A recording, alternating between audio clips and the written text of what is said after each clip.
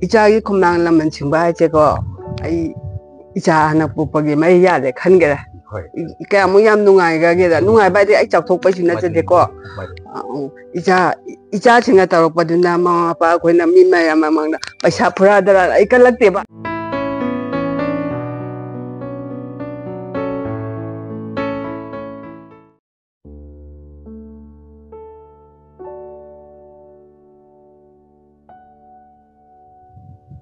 ngasi khoina namna chiraba tanja ma laujare harga laksari basi kaksingi lausi pat hariba mafam dumakta dani khoina hujik laijari basi mafam sida khoi yamna tang laba adum laba maruina kaksing damdamgi katanatana manipur gi oina khoi hajaba taragadi handak hogiba 2024 simaktada result out tawgiba adum laba Council of Higher Secondary Education Manipur na lawba class 12 ki exam da commerce stream da topper tarakhibi dum labi chanupi aina naurem hariba chanupi sigi apokpa amadi apokpi animaka unajabgi tanjani khuna lawjari basi Chingching Radio Kaksing amadi Lausing Maira Broadcast hariba channel animaki maikai dagi khusamnaraga khoina miyamda karimba fajaraba message ma sumba kagi parents singa unaraga miyamda khanganingba wafam khara khoi thamanjaningba aduna maram oiraga hariba khoi parents unabagi tanja tu khoi lobu lakchabani ahanba muktada aigi nungsijarba iyamba mingoina hangatjarabada aigi tad biren naurem amadi itema animakpu ikai kunabu uchabaga loinina yengbiriba amadi tabiriba pumpu noluksari ahanbada khoina lakchini basi aigi itema amadi aigi iyamba tad biren animakki ming laifam duga hojujik tawrumpham siga konana aigi isagi oiba personal biodata hajaba tare amatang hana thambirabadi nungaijagani ahra maktada aisi Kakching ningthau lekai degini aduga hojukna lausi pat haiba mafam sida ai pham ama senaraga dum leijarani ai hana service na chang khak tawrami kadwada BSF ta sipai ama weramni adigi aisi voluntary retire lawthoga angang sing gi so semba khotpagi aina mapanda leiragadi pharak tagadre na aina service to ga potharaga pension macham phangi aduga ai angang sing yangsinbagi oina ai voluntary oina retire lawthoki lawthoga legibane do hojik ai cha se akoina hona jabaga haigadra chana pisi so mana ka khona baga mai palantana adum yam harau no ai jaba amadi wai adum yam lakti dana hai ba program siga pangtho pasa ya do timati hena harau je yam no ajare kogi aina sum ming palli haina harau bi ba yadre kogi wari watai ni khandok piraga itabirenna service sama tobiramba dusu maruina cha semba habisi aina service ta lam lapna leiraga cha semba hasiga hakthengna na day to day life te khoi leiminaraga cha semba siga ani sigi khenaba yam chauna lei aduna maram oiraga voluntary retirement lawthok piraba matungda cha singeng sinbiraga hoji chanupi aina naurem sina Manipur yamna lemjinga ba topper obirakpasi masi hariba yambana voluntary retirement lawthok piraba matungda yamna kupna yengsinba ma yauna sembirapasi gi mapana oibani harisu koi lawjiningi duga koi temadagi temagi minga duga ipamchi kadai dagi no habadu tanga panbiraga duga shokaya da yum panbirei koi tabirenga ꯌꯨꯝ ꯄꯥꯟꯃꯤꯟꯅꯔꯛꯄꯁꯤ ꯆꯍꯤ ꯀꯌꯥ ꯁꯨꯔꯦ ꯁꯤꯃꯇꯪꯒ ꯈꯪꯖꯅꯤꯡꯉꯤ. ꯑꯍꯥꯟꯕꯃꯛꯇꯗ ꯃꯌꯥꯝꯕꯨ ꯏꯀꯣꯛ ꯅꯣꯟꯖꯔꯤ. ꯑꯩ ꯀꯛꯆꯤꯡ ꯅꯤꯡꯊꯧ ꯂꯩꯀꯥꯏꯗꯒꯤꯅꯤ. ꯑꯗꯨꯒ ꯑꯩꯒꯤ ꯏꯄꯥꯝꯅ ꯂꯥꯏꯗꯒꯣꯟ, ꯀꯛꯆꯤꯡ ꯂꯥꯏꯗꯒꯣꯟꯗꯒꯤ. ꯑꯗꯨꯒ ꯑꯩ ꯍꯧꯖꯤꯛ ꯑꯩ ꯏꯅꯥꯎꯄꯤ ꯑꯩ ꯃꯌꯥꯝꯗ ꯑꯗꯨꯝ ꯄꯟꯖꯔꯝꯒꯦꯀꯣ. ꯑꯩꯗꯤ ꯐꯥꯔꯝꯗ ꯂꯩꯊꯣꯛꯄꯅꯤꯅ ꯏꯅꯥꯎꯄꯤ ꯑꯣꯖꯥ ꯔꯥꯃꯦꯁꯣꯔ, ꯀꯃꯔꯁꯀꯤ ꯑꯣꯖꯥ ꯔꯥꯃꯦꯁꯣꯔ ꯍꯥꯌꯔ ꯁꯦꯀꯦꯟꯗꯔꯤꯒꯤ ꯑꯣꯖꯥ ꯔꯥꯃꯦꯁꯣꯔꯁꯤ ꯃꯥꯅ ꯂꯧꯔꯤꯕꯁꯤ ꯑꯩꯒ ꯇ꯭ꯋꯤꯟꯁꯅꯤ. ꯃꯥꯅ ꯏꯅꯥꯎꯅꯨꯄꯤ. ꯑꯗꯨ ꯃꯉꯣꯟda ꯏꯆꯥꯁꯤ ꯁꯤꯟꯅꯩ ꯍꯥꯏꯇꯥꯔꯦ. ꯑꯩꯅ ꯏꯆꯥ ꯁꯦꯟꯅꯕ ꯉꯝꯗ꯭ꯔꯕꯅꯤꯅ ꯃꯉꯣꯟꯗ ꯑꯣꯖꯥ ꯔꯥꯃꯦꯁꯣꯔꯒ ꯏꯅꯥꯎꯄꯥꯒ ꯏꯅꯥꯎꯄꯤꯒꯅ ꯑꯌꯥꯝꯕ ꯁꯦꯟꯅꯩ. ꯑꯩꯅ ꯃꯔꯛ ꯃꯔꯛꯇ ꯏꯆꯥꯒꯤ ꯑꯗꯨꯝ ꯆꯠꯂꯤ ꯑꯩꯁꯨ ꯀꯣ. ꯑꯩ ꯑꯦꯛꯖꯥꯝ ꯃꯌꯥꯗꯗꯤ ꯑꯩ ꯑꯗꯨꯝ ꯂꯩꯔꯤ. ꯑꯗꯨꯒ ꯑꯩꯈꯣꯏ ꯃꯈꯩ ꯃꯥꯟꯅꯔꯒ ꯁꯦꯟꯅꯔꯒ ꯏꯆꯥꯁꯤ ꯃꯥꯏ ꯄꯥꯛꯂꯛꯈꯤꯕꯅꯤ. ꯃꯥꯏ ꯄꯥꯛꯂꯛꯄꯁꯤꯗ ꯑꯩꯈꯣꯏꯗꯒꯤ ꯏꯅꯥꯎꯄꯤꯒ ꯏꯅꯥꯎꯄꯥꯒ ꯍꯦꯟꯅ ꯑꯆꯧꯕ ꯊꯧꯗꯥꯡ ꯂꯩ ꯍꯥꯏꯅ ꯑꯩꯁꯨ ꯃꯌꯥꯝꯗ ꯄꯟꯖꯒꯦ. ꯃꯈꯣꯏꯒꯤ ꯑꯆꯧꯕ ꯁꯄꯣꯔꯠ ꯌꯥꯎꯏ. ꯌꯥꯝ ꯅꯨꯡꯉꯥꯏꯖꯔꯦ ꯏꯇꯩꯃꯅ ꯊꯝꯕꯤꯔꯤꯕ ꯏꯕꯦꯝ ꯑꯁꯤ ꯑꯩꯈꯣꯏꯒꯤ ꯏꯇꯩꯃꯒꯤ ꯏꯅꯥꯎꯅꯨꯄꯤ ꯑꯣꯏꯔꯤꯕ ꯑꯗꯨꯒ ꯑꯣꯖꯥ ꯔꯥꯃꯦꯁꯣꯔ ꯀꯛꯆꯤꯡ ꯍꯥꯌꯔ ꯁꯦꯀꯦꯟꯗꯔꯤ ꯁꯤꯃꯛꯇꯗ ꯄꯨꯕꯤꯔꯤꯕ ꯑꯣꯖꯥ ꯔꯥꯃꯦꯁꯣꯔꯒꯤ ꯏꯇꯩꯃ ꯍꯥꯏꯕ ꯇꯥꯔꯦ. ꯁꯤ ꯔꯤꯇꯥꯌꯔ ꯂꯧꯈ꯭ꯔꯦ ꯑꯣꯖꯥꯁꯨ ꯑꯩꯈꯣꯏꯅ ꯈꯪꯖꯕꯗ. ꯑꯗꯣ ꯑꯣꯖꯥꯁꯤꯒꯤ ꯌꯨꯝꯃꯛꯇ ꯊꯝꯕꯤꯔꯦ ꯍꯥꯏꯔꯒ ꯑꯉꯥꯡꯁꯤ ꯃꯔꯝꯗꯤ ꯍꯧꯖꯤꯛ ꯃꯈꯣꯏꯅ ꯌꯥꯝꯅ ꯑꯆꯧꯕ ꯁ꯭ꯇꯗꯤꯒꯤ ꯑꯣꯏꯕ ꯁ꯭ꯇ꯭ꯔꯒꯜ ꯑꯃ, ꯄꯔꯤꯈ꯭ꯌꯥ ꯑꯃ ꯊꯥꯕ ꯍꯥꯏꯕꯁꯤ ꯑꯆꯧꯕ ꯂꯥꯟꯐꯝ ꯑꯃꯅꯤ, ꯁ꯭ꯇ꯭ꯔꯒꯜ ꯑꯃꯅꯤ ꯑꯩꯈꯣꯏꯅ ꯊꯦꯡꯅꯔꯤꯕꯁꯤ. ꯑꯁꯤꯒꯨꯝꯕ ꯑꯦꯛꯖꯥꯝꯁꯤꯃꯁꯤ ꯇꯣꯉꯥꯟ ꯇꯣꯉꯥꯟꯕ ꯃꯈꯜꯒꯤ ꯑꯦꯛꯖꯥꯝ ꯃꯌꯥꯝ ꯑꯃ ꯂꯩꯔꯦ. ꯍꯧꯖꯤꯛ ꯑꯩꯈꯣꯏꯒꯤ ꯆꯨꯝꯅꯒꯤ ꯖꯦꯅꯔꯦꯜ ꯂꯥꯏꯟꯒꯤ ꯑꯣꯏꯕ ꯑꯦꯛꯖꯥꯝꯁꯤꯡꯁꯤ ꯅꯠꯇꯕꯗ ꯑꯩꯈꯣꯏ ꯀꯝꯄꯤꯇꯤꯇꯤꯚ ꯑꯦꯛꯖꯥꯝ ꯃꯌꯥꯝ ꯑꯃꯁꯨ ꯂꯩꯔꯤ. ꯃꯈꯣꯏꯁꯤ ꯑꯗꯨꯃꯛ ꯑꯆꯧꯕ ꯁ꯭ꯇ꯭ꯔꯒꯜ ꯉꯥꯛꯇꯅꯤ ꯊꯦꯡꯅꯔꯤꯕꯁꯤ. ꯉꯁꯤꯃꯛ ꯄꯦꯄꯔꯗ ꯊꯦꯡꯅꯖꯕꯗ ꯑꯩꯈꯣই ꯗꯦꯜꯂꯤꯗ ꯑꯗꯨꯒꯨꯝꯕ IASꯀꯤ ꯏꯟꯁꯇꯤꯇ꯭ꯌꯨꯁꯟ ꯑꯃꯗ ꯑꯩꯈꯣꯏꯒꯤ IAS ꯀꯣꯆꯤꯡ ꯇꯧꯔꯤꯕ ꯃꯍꯩꯔꯣꯏ 3 ꯑꯩꯈꯣꯏꯒꯤ ꯀꯣꯆꯤꯡ ꯁꯦꯟꯇꯔꯁꯤꯗ ꯁꯤꯕꯒꯤ ꯌꯥꯝꯅ ꯅꯨꯡꯉꯥꯏꯇꯕ ꯄꯥꯎꯗꯝ ꯑꯃ ꯊꯦꯡꯅꯩ ꯑꯩꯈꯣꯏꯅ ꯈꯕꯔꯗ ꯊꯦꯡꯅꯖꯕꯗ. ꯃꯗꯨ ꯀꯔꯤꯒꯤꯅꯣ ꯍꯥꯏꯕ ꯇꯥꯔꯒꯗꯤ ꯑꯦꯛꯖꯥꯝ ꯈꯨꯗꯤꯡꯃꯛꯁꯤ ꯀꯝꯄꯤꯇꯤꯇꯤꯚ ꯑꯦꯛꯖꯥꯝꯕꯨ ꯑꯣꯏꯔꯣ ꯑꯗꯨꯒ ꯑꯩꯈꯣꯏꯒꯤ ꯂꯩꯔꯤꯕ ꯖꯦꯅꯔꯦꯜ ꯏꯖꯨꯀꯦꯁꯟꯒꯤ ꯑꯦꯛꯖꯥꯝꯕꯨ ꯑꯣꯏꯔꯣ, ꯍꯥꯏꯔꯤꯕ ꯑꯦꯛꯖꯥꯝ ꯈꯨꯗꯤꯡꯃꯛꯄꯁꯤ ꯑꯆꯧꯕ ꯁ꯭ꯇ꯭ꯔꯒꯜ ꯑꯃꯃꯝ ꯑꯣꯏꯅ ꯑꯩꯈꯣꯏ ꯂꯧꯒꯗꯕꯅꯤ. ꯃꯔꯝꯗꯤ ꯑꯦꯛꯖꯥꯝꯗꯨꯗ ꯍꯦꯟꯅ ꯋꯥꯡꯅ ꯌꯥꯝꯅ ꯄ꯭ꯔꯦꯁꯇꯤꯖꯤꯌꯁ ꯑꯣꯏꯕ ꯑꯗꯨꯝꯕ ꯑꯩꯈꯣꯏꯅ ꯃꯥꯔꯛ ꯁꯦꯀ꯭ꯌꯣꯔ ꯇꯧꯔꯛꯄ ꯉꯝꯕ ꯇꯥꯔꯒꯗꯤ ꯃꯗꯨꯒꯤ ꯇꯨꯡꯒꯤ ꯐꯣꯜꯁꯤ ꯌꯥꯝꯅ ꯑꯐꯕ ꯑꯣꯏꯈꯤ. ꯃꯗꯨ ꯅꯠꯂꯛꯇꯗꯅ ꯑꯦꯛꯖꯥꯝꯗꯨꯗ ꯃꯃꯤꯡꯒꯤ ꯄꯥꯁ ꯇꯧꯔꯒ ꯂꯥꯛꯄ ꯁꯥꯇ꯭ꯔꯁꯤꯡꯒꯤ ꯇꯨꯡꯒꯤ ꯐꯣꯜꯁꯤ ꯀꯌꯥ ꯐꯠꯇꯦ ꯍꯥꯏꯖꯔꯤꯕ. ꯃꯔꯝ ꯑꯣꯏꯗꯨꯅ ꯑꯗꯨꯝꯕ ꯌꯥꯝꯅ ꯑꯆꯧꯕ ꯁ꯭ꯇ꯭ꯔꯒꯜ ꯃꯇꯝꯗ ꯑꯩꯈꯣꯏꯒꯤ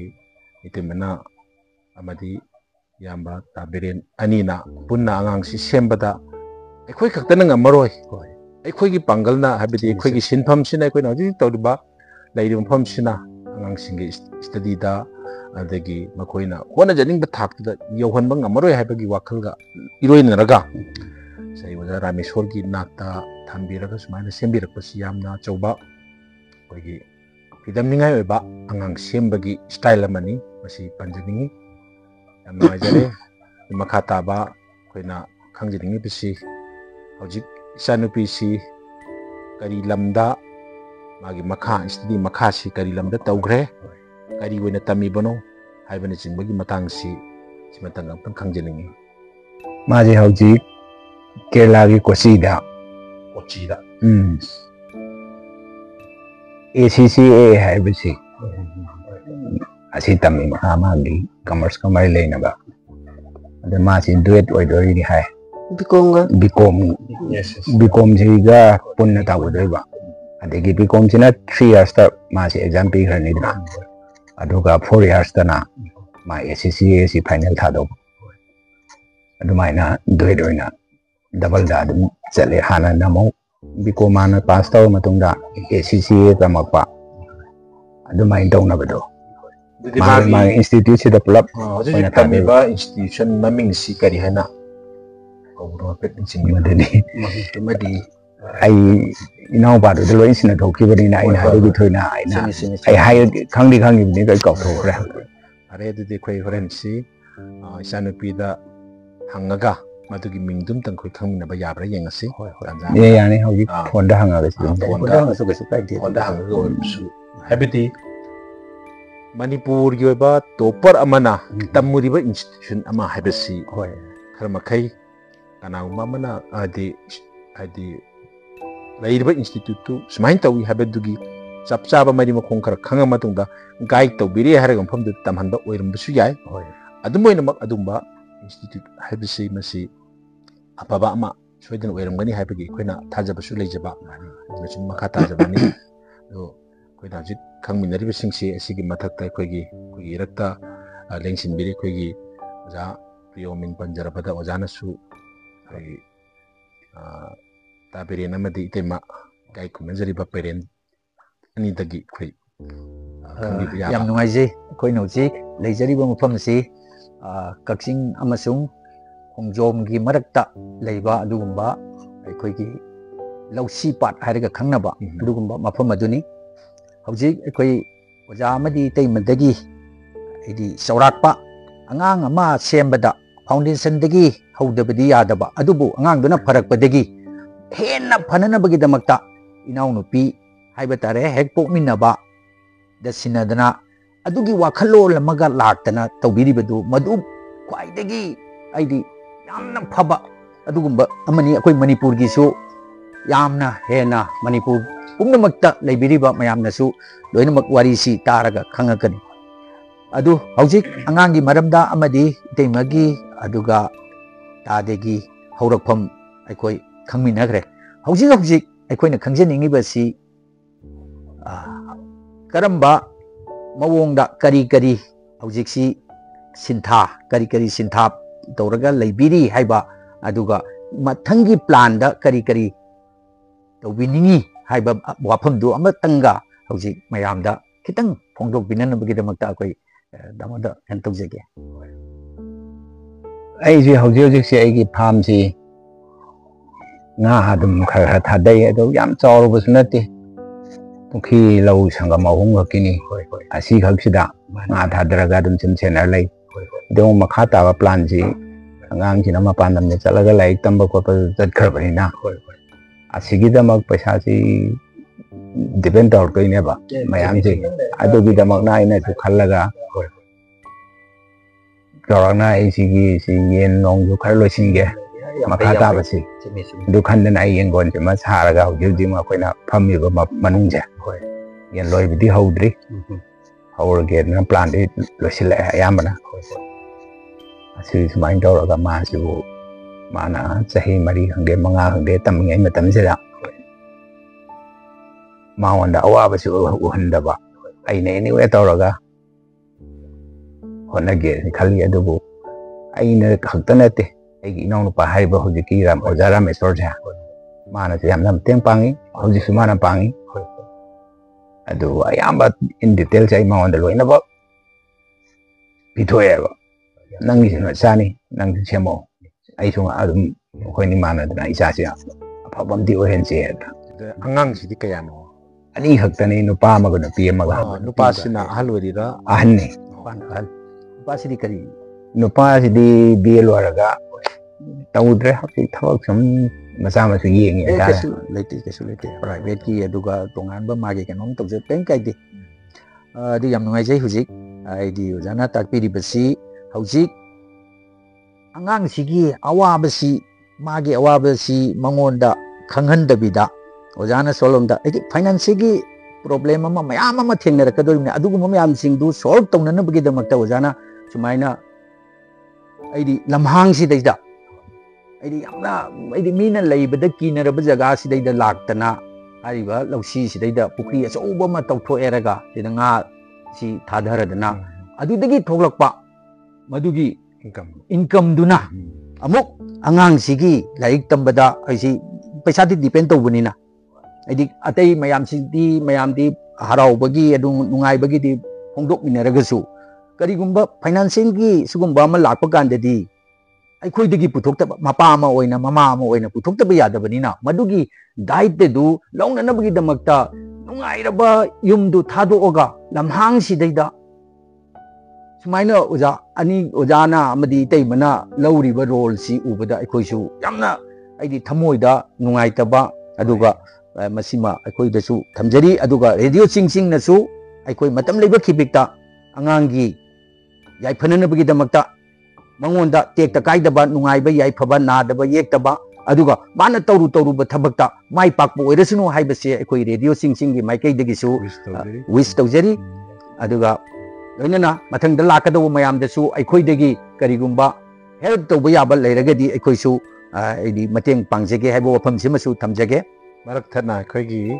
ngakhtang second amatang break laujaraga institute maming se amtang khangnaba call amtang tawminase thank you break ki matungda yengbiriba amadi tabiriba pumnong taram noksari hawjik khoina makhata na khangjaniba wafam setai karsuna chade ngasai maraktai khoina sum hangnaraga ibe masina Kerala da hojik tami magi Kochi da leirba institution hojik tami se masi koi ngasai mingsi khang hautre du koi pau launare adu mamingsi hojiki haibadu ta koi tabira singbiro Vidya Bharati Group of Institution haiba Vidya Bharati Group of Institution yam nungaijare masimakti koi maming leiba adum laba organization amana lingkhatpa numba India gi yamna powerful leiba dumba group amagi institution ni masida tamakpa angangsing lemna mangdabani maramdi institution sigi chap chaba magun si afam khudingmakta throughout the country koi India manungda yamna munna khangnare haibadi karmaine leiriba makhoi education system aduga school campus institution simada leiriba makhoi environment se atay atupda leibaga totally khenabani a gulf of difference lei tai da mayam thoigi maruina mission gi oiba mayamam leinari koigi Manipur da su dum leinari koi Don Bosco gain tawribasi Saint Joseph gain tawrisingsi mission gi ngaktani adugumbagi mission gi mak haiba yadragasu type of mission haiba tare a type of mission ni hojik haiba Vidya Bharati gi group of institutions ki khangjabagi as per my knowledge haiba tare my experience aduna yam phaba institution ama oire famsimakta mahi tamba haibadu oirbanina hojik tamliba sigi matung tarakpada ibemasi hena phaba dumba agi punchi lambida chatpa yaba adumba pida ama su mafam sidagi lakpani hairagadi khangadalba oire yam nungaijare matung tarakpada ibemasina hena chochoba achievement kaya ama purtana lebak sigi lamdam sigi mai oibata natana piriba apokpa amadi apokpi palem panthau anigi heng PG dagi horakhibani mana matik saba mi ama oirpa matam lebak ki damakta saknairaba mithoi mihelabi ama oirpa matam da hena thamoida chauthok chaba phauba habju oirkadorni macha singna mama pa gi laman singba habisi koina kaidungai da su oithokte adubu imagi koplang maman singba habisi ti oithoktabani adu kaidorga singbano haiba taragadi hayeng macha duna mana poiba macha singsina adum laba mithoi mihelaba lebaki adum laba misak ama bonafide citizen ama oirpa matam duda phauba mo oirpa matam duda mama duna mapa duna namittagi pita duna pagi ibungo pagi bema imagi bema haidna kola kaminaba maduna kogi singamdraba lamandu singba sakpa adumba haina balai ahal laman singna madu oiba oisnu habasi shor mafam da thongni jabag loina na koi jingsingi maikidagi jingsing radio kaksingi maikidagi amadi sarwajana su pb grade ki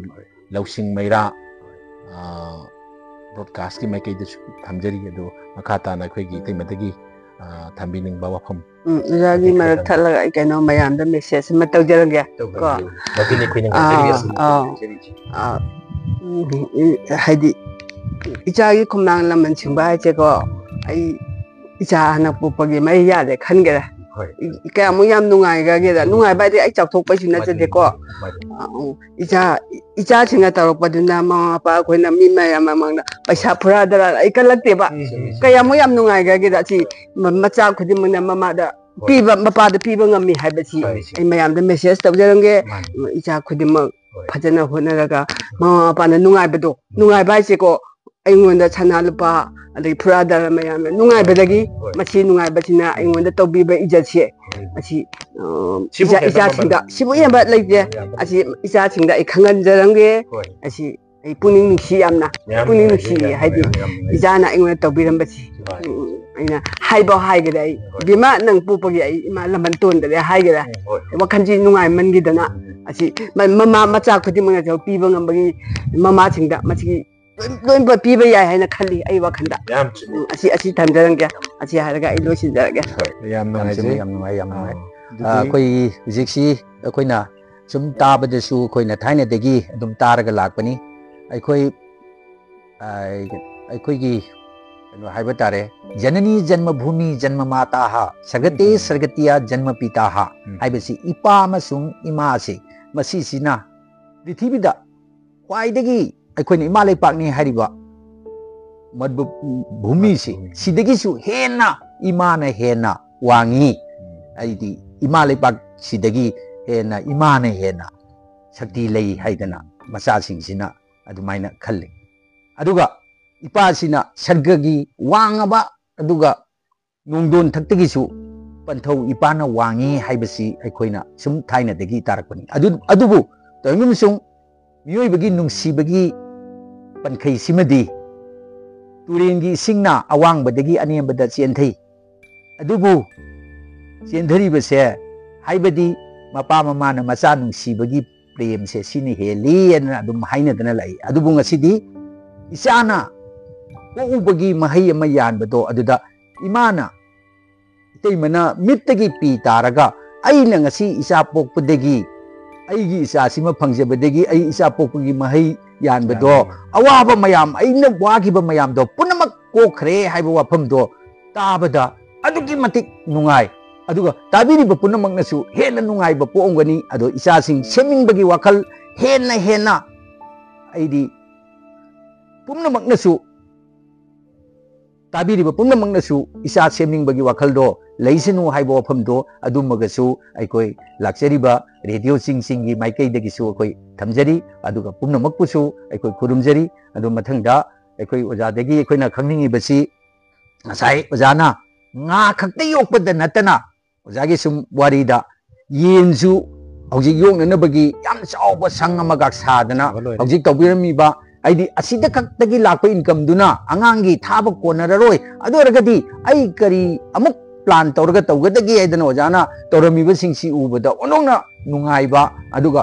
मियोइबगी होटना निंबगी वाखलमा ओजादा लैरिबदो मदुमंगना इचासी my पाकपनी अमसुंग सोइदनमकीसु पाकनी institute सु अखोइना ngасai खंगमदबदु यामना फबा institute अमा भारत की ओइना ममिंग लेरबा institute अमदा माजे तंबा फंगजबगी अदुगुंबा अमसु अखोइना हौजिक ताजरे अदुना याम नुंगाइ अदु अखोइ अंगांगसी उननिंगबनी अदुबु अंगांगसिनदी आदा लैग्रबनीना अदुना उनबा फंगद्रे अदुबु केसु काइदे अंगांग उनद्रबसु अंगांगी वारी तारे अदुगा अखोइ ओजा अमसुंग तैमदगी अखोइ यामना मरु ओइबा अदुगा अंगांग सेमनिंगबगी वाखल मियामदा थंबीरिबा अदुगा यामना नुंगाइबा पाउदमसिंगदु ताजरे मखासी खै खंगमिनबा याबा यामना मरु ओइबा सिंगदी खै खंगमिनरे होय होय दो अरोइबा ओइना होय अइगी यामबा अमदि इतैमा अनिदा थमजनिंगबा वाफमसि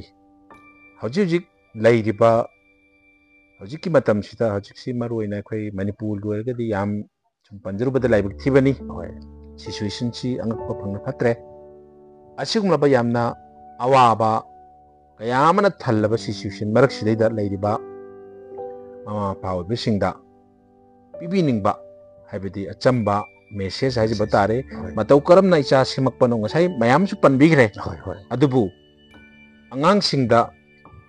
कोइगी हाइबा यादबा खंगनिंगदबा अदगी चैनिंगबा लेरगसु चैबदा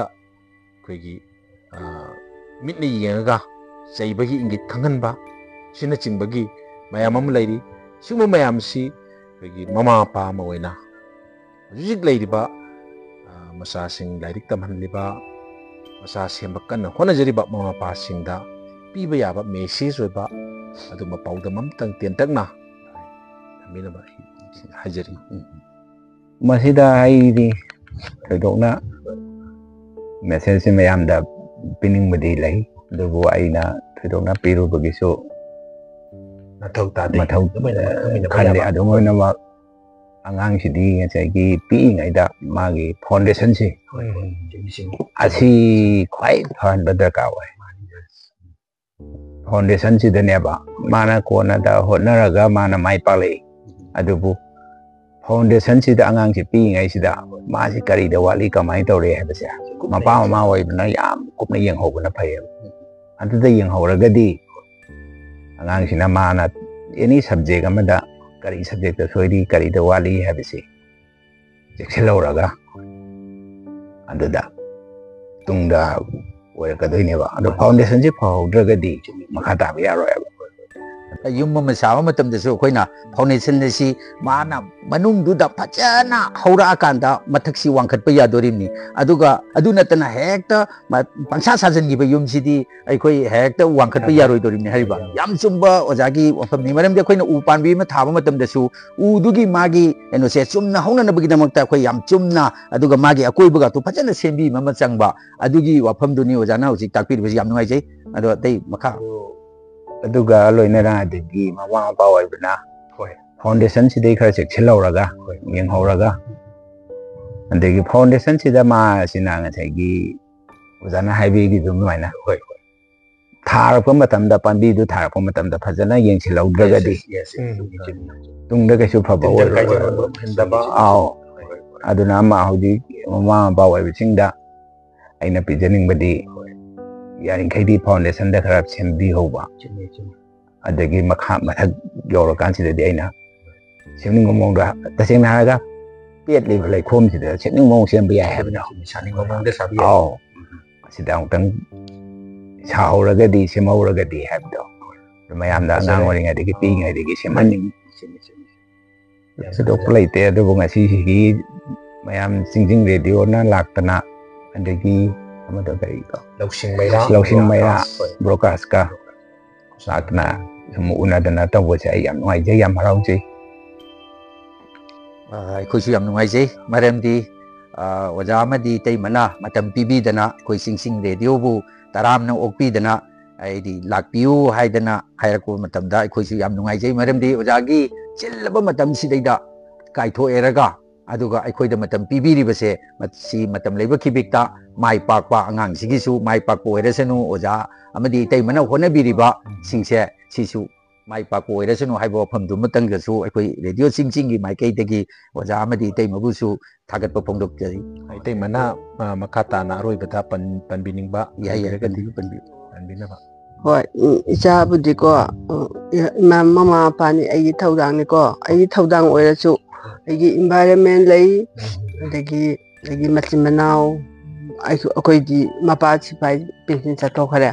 ꯑꯩꯅ ꯃꯇꯝꯗꯨꯗ ꯗꯨꯀꯥꯟ ꯇꯧꯔꯤꯃꯦꯅ ꯗꯨꯀꯥꯟ ꯑꯃ ꯇꯧꯋꯦꯕꯀꯣ ꯒ꯭ꯔꯣꯁꯔꯤ ꯑꯃ ꯑꯗꯒꯤ ꯑꯩꯁꯤ ꯌꯨꯝꯗ ꯂꯩꯕꯁꯨ ꯐꯪꯗꯦ ꯏꯆꯥꯈꯩꯁꯤ ꯕꯣꯔꯗꯤꯡꯗꯗ ꯑꯌꯥꯝꯕ ꯊꯝꯃꯤ ꯑꯗꯨꯒ ꯕꯣꯔꯗꯤꯡ ꯊꯝꯕꯒꯤ ꯅꯨꯡꯉꯥꯏꯇꯕ ꯑꯃꯁꯨ ꯑꯩ ꯃꯌꯥꯝꯗ ꯃꯦꯁꯦꯖ ꯇꯧꯖꯔꯝꯒꯦ ꯏꯆꯥꯉꯩꯁꯤ ꯈꯅꯥꯎ ꯃꯅꯨꯡ ꯑꯗꯩ ꯑꯦꯂꯔꯖꯤ ꯑꯌꯥꯝꯕ ꯁꯤꯖꯟ ꯍꯦꯛ ꯆꯦꯟꯖ ꯇꯧꯕꯗ ꯑꯩ ꯏꯆꯥ ꯑꯅꯤꯅ ꯇꯞ ꯄꯥꯜꯂꯦꯕ ꯀꯩꯅꯣꯗꯤ ꯃꯃꯥ ꯑꯩꯅ ꯀꯣꯟꯗꯧꯗꯨ ꯕꯣꯔꯗꯤꯡꯗ ꯑꯣꯖꯥꯈꯩꯕꯨ ꯍꯨꯟꯕꯩ ꯋꯥ ꯅꯠꯇꯦꯀꯣ ꯑꯣꯖꯥꯈꯩꯕꯨ ꯊꯧꯁꯥꯗꯕꯩ ꯋꯥ ꯅꯠꯇꯦ ꯃꯣꯏꯁꯨ ꯉꯥꯏꯍꯥꯛ ꯄꯣꯊꯥꯅꯤꯡꯕ ꯍꯥꯏꯕ ꯃꯇꯝ ꯑꯃ ꯂꯩ ꯑꯩ ꯏꯆꯥ ꯈꯛꯇ ꯅꯠꯇꯦ ꯃꯌꯥꯝ ꯑꯃ ꯉꯥꯏꯇꯅ ꯌꯦꯡꯁꯤꯟꯕꯗꯣ ꯇꯧꯕ ꯃꯇꯝꯗ ꯃꯣꯏꯁꯦ ꯑꯉꯥꯡ ꯅꯤꯡꯊꯝꯊꯥꯗ ꯑꯗꯨꯝꯕ ꯃꯌꯥꯝ ꯑꯃ ꯇꯧꯈꯤꯕꯗꯒꯤ ꯑꯦꯂꯔꯖꯤꯁꯤ ꯃꯣꯏꯗ ꯃꯁꯥ ꯑꯩꯅ ꯍꯟꯗꯛꯄꯨꯗꯤ ꯑꯌꯥꯝꯕ ꯑꯗꯨꯝ ꯂꯣꯏꯅꯕ ꯌꯦꯡꯊꯣꯛꯑꯦ ꯑꯦꯂꯔꯖꯤ ꯃꯅꯨꯡꯗ ꯈꯅꯥꯎ ꯃꯅꯨꯡ ꯌꯧꯃꯩ ꯑꯦꯂꯔꯖꯤ ꯂꯣꯏ ꯇꯧꯗꯅ ꯁꯤꯖꯟ ꯍꯦꯛ ꯆꯦꯟꯖ ꯇꯧꯕꯒ ꯃꯣꯏꯗ ꯇꯛ ꯄꯥꯜꯂꯤ ꯑꯣꯖꯥ ꯀꯩꯅꯣꯗꯤ ꯏꯃ꯭ꯌꯨꯟꯗꯣ ꯈꯤꯇꯪ ꯁꯣꯜꯂꯝꯕ ꯍꯥꯏꯇꯥꯔꯦ ꯑꯗꯨꯃꯥꯏꯅ ꯇꯧꯏ ꯁꯤ ꯃꯌꯥꯝꯅ ꯃꯃꯥ ꯃꯄꯥ ꯑꯣꯏꯕꯁꯤꯡꯅ ꯃꯁꯤꯃ ꯀꯨꯞꯅ ꯌꯦꯡꯁꯤꯟꯕꯤꯕ ꯑꯗꯒꯤ ꯑꯩꯒꯤ ꯏꯟꯚꯥꯏꯔꯟꯃꯦꯟ ꯑꯩꯒꯤ ꯂꯩꯔꯤꯕ ꯑꯩ ꯂꯩꯇꯔꯃꯤꯅ ꯗꯨꯀꯥꯟ ꯆꯠꯊꯣꯛꯑꯃꯤꯅ ꯑꯩꯒꯤ ꯃꯔꯨ ꯑꯣꯏꯅ ꯑꯩꯒꯤ ꯂꯩꯕ ꯂꯩꯀꯥꯏꯒꯤ ꯏꯆꯤꯜ ꯏꯅꯥꯎ ꯑꯩꯒꯤ ꯏꯇꯩꯁꯤꯡꯒꯤ ꯃꯆꯥꯁꯤꯡ ꯑꯗꯩ ꯃꯅꯝꯃꯁꯤꯡ ꯑꯗꯩ ꯃꯃꯥꯟꯅꯕꯤ ꯃꯆꯦ ꯃꯣꯏ ꯃꯈꯩ ꯑꯗꯨꯝ ꯂꯣꯏꯅ ꯂꯩꯃꯤꯟꯅꯕ ꯃꯅꯦ ꯑꯃꯁꯨ ꯂꯩ ꯃꯅꯦꯅꯁꯨ ꯑꯌꯥꯝꯕ ꯑꯩꯈꯣꯏ ꯂꯩꯇꯃꯤꯅ ꯃꯅꯦꯅ ꯑꯌꯥꯝꯕ ꯁꯦꯟꯅꯩ